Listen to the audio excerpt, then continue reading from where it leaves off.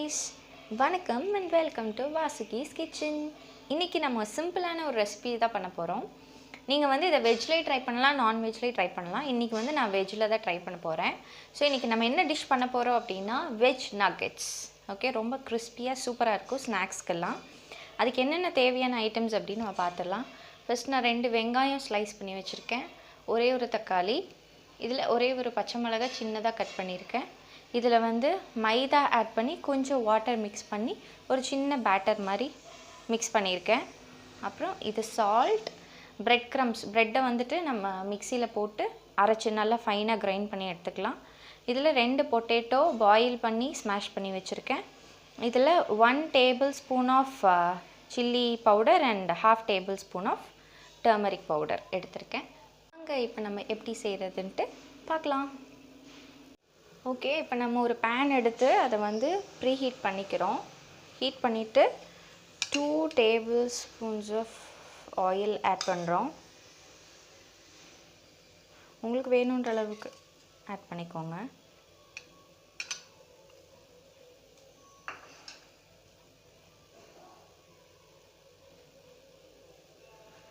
So இந்த recipe வந்து நீங்கள் ஃபுல்லாகவே சிம்லேயே வச்சு பண்ணிங்கன்னா நல்லா டேஸ்டியாக வரும். ஏன்னா நம்ம வந்து ஹை ஃப்ளேமில் வச்சு பண்ணும்போது சீக்கிரமாக கருகிறதுக்கு பாசிபிலிட்டிஸ் இருக்குது. அதனால் நம்ம சிம்மில் வச்சே பண்ணுறது தான் பெஸ்ட். ஓகே, இப்போ ஆயில் ஹீட் ஆகிடுச்சு. ஆயில் ஹீட் ஆனோடனே நம்ம ஸ்லைஸாக சாப் பண்ணி வச்சுருக்க ஆனியன்ஸ் ஆட் பண்ணுறோம்.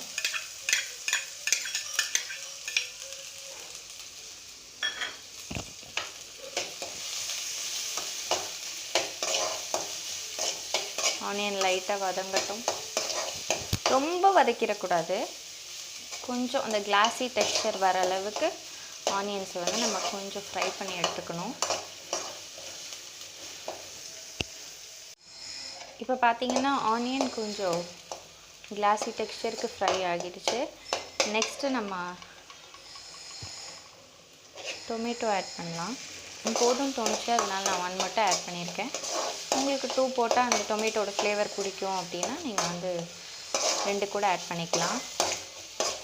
இது கொஞ்சம் அப்படியே எண்ணெயெலாம் நல்லா வதங்கட்டும்.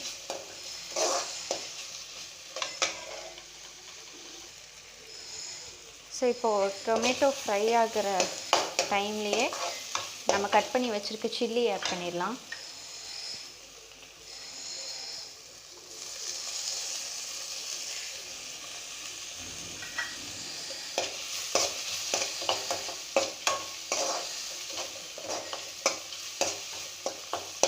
இந்த டைமில் நம்ம கொஞ்சம் சால்ட் ஆட் பண்ணிக்கலாம்.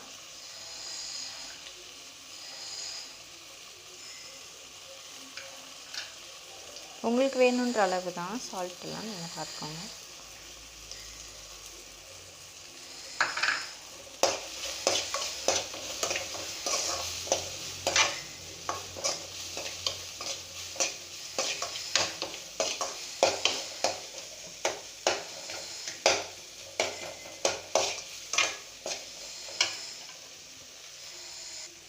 இந்த வெஜ் நகட்ஸ்லேயே நீங்கள் வந்துட்டு கேரட், அப்புறம் பட்டாணி, பீன்ஸ் இதெல்லாம் நீங்கள் ஆட் பண்ணி செஞ்சால் இன்னுமே டேஸ்டியாக இருக்கும். பட் நான் இன்றைக்கி வந்துட்டு வெறும் வெங்காயம், தக்காளி, தென் உருளைக்கிழங்கு வச்சு மட்டும் ட்ரை பண்ணுறேன்.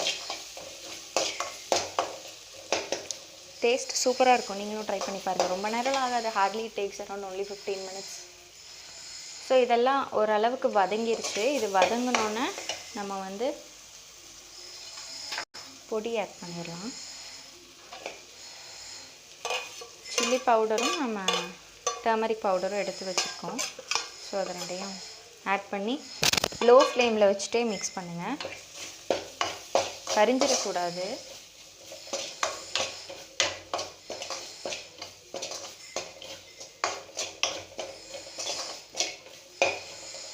இந்த டைமில் உங்களுக்கு வேணும்னா நீங்கள் வந்து கொஞ்சம் வாட்டர் ஆட் பண்ணிக்கலாம். பட் எனக்கு தேவைப்படலை. ஏன்னா அது பைண்ட் ஆகும் நல்லா. பொட்டேட்டோ நம்ம போடும்போது தண்ணி ஆட் பண்ணோன்னா கொஞ்சம் பைண்ட் ஆகும். பட் நான் அதை ஆட் பண்ணல. இப்போ நம்ம பொட்டேட்டோ ஆட் பண்ணிக்கலாம்.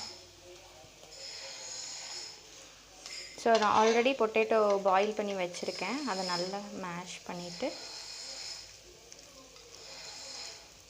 லம்ஸே இல்லாத மாதிரி மேஷ் பண்ணிவிட்டு நம்ம அதை வந்துட்டு இதோட ஆட் பண்ணிக்கலாம்.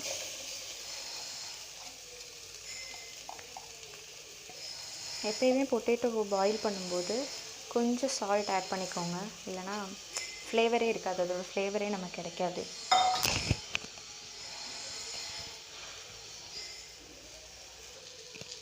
நம்ம இதே மிக்ஸ் பண்ணிடுவோம்.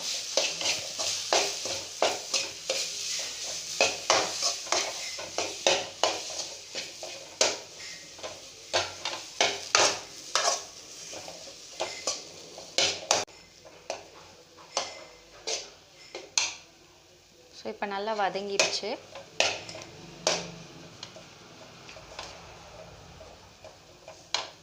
இப்போ நம்ம வந்துட்டு ஆஃப் பண்ணிடலாம்.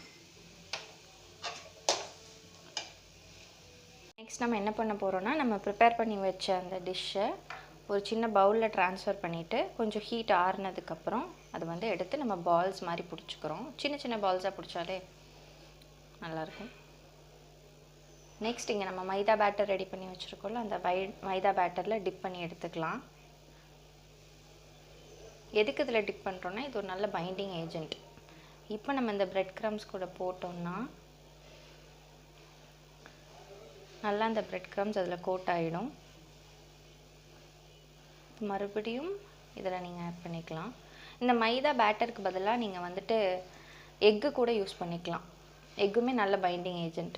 அதுவும் இல்லாமல் எக்கு நல்ல டேஸ்ட்டும் கொடுக்கும். நம்ம இதை நல்லா லாவிஷாகவே நீங்கள் வந்து பிரெட் க்ரம்ஸில் போடுங்க. போட்டு இந்த மாதிரி ரோல் பண்ணி எடுத்திங்கன்னா நல்லாயிருக்கும். இந்த மாதிரி நீங்கள் ஒவ்வொரு பால்ஸும் ரெடி பண்ணி வச்சுக்கோங்க. வச்சுட்டு நம்ம அடுத்த ப்ராசஸ் பார்ப்போம். இப்போது நம்ம இந்த மாதிரி பால்ஸ் ரெடி பண்ணி வச்சுக்கணும். நெக்ஸ்ட் நம்ம ஒரு பேன் எடுத்து அதில் வந்து ஆயில் ஹீட் பண்ணிக்கிறோம். ஆயில் ஹீட் ஆனோன்னா இப்போ நம்ம செஞ்சு வச்சுருக்கோம்ல பால்ஸ், அந்த பால்ஸ் எல்லாம் எடுத்து ஒவ்வொன்றா ட்ராப் பண்ணுறோம். பட் ரொம்ப ஹை ஃப்ளேமில் போடக்கூடாது, ஏன்னா பிரெட் க்ரம்ஸ் வந்து சீக்கிரமாக ஃப்ரை ஆகும். ஸோ சீக்கிரமாக கருகிடும். அதனால் நீங்கள் லோ ஃப்ளேமில் தான் இதை வந்துட்டு ஃப்ரை பண்ணி எடுக்கணும்.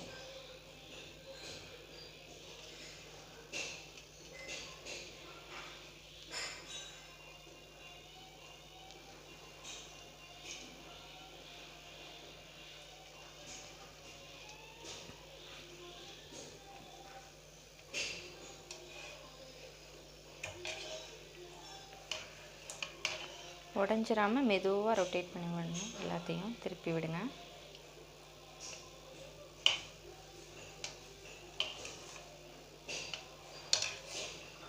இது ஆக்சுவலாக நமக்கு குக் ஆகணும் அப்படின்ற அவசியம் இல்லை, ஏன்னா நம்ம ஆல்ரெடி எல்லா ஐட்டம்ஸும் குக் பண்ணி தான் உள்ளே ஸ்டஃப் பண்ணியிருக்கோம். அதனால் இந்த அவுட்டர் லேயர் மட்டும் நமக்கு கிறிஸ்பியாக வர வரைக்கும் நம்ம வெயிட் பண்ணி கொஞ்சம் ஓரளவுக்கு கோல்டன் கலர் வந்தோன்னே நம்ம எல்லா பால்ஸையும் வெளியே எடுத்து சர்வ் பண்ணிடலாம்.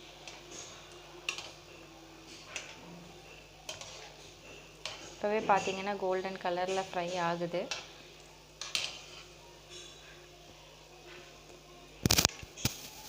ஸோ இப்போ பார்த்தீங்கன்னா நம்மளோட நகெட்ஸ் எல்லாம் நல்லா கோல்டன் ஃப்ரை ஆகிடுச்சு. இப்போ நம்ம இதை எடுத்துடலாம்.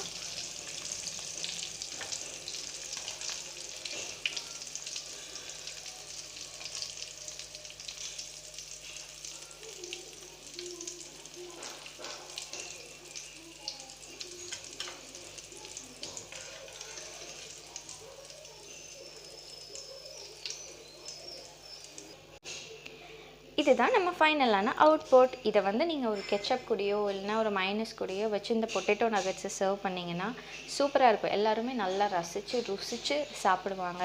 உங்களுக்கும் இந்த ரெசிபி பிடிச்சிருந்துச்சுன்னா நீங்களும் உங்கள் வீட்டில் ட்ரை பண்ணிவிட்டு கமெண்ட் பாக்ஸில் கமெண்ட் பண்ணுங்கள் எப்படி இருந்துச்சுன்னு. நம்ம சேனலை சப்ஸ்கிரைப் பண்ணிக்கோங்க, லைக் பண்ணுங்கள், ஷேர் பண்ணுங்கள். Thank you so much.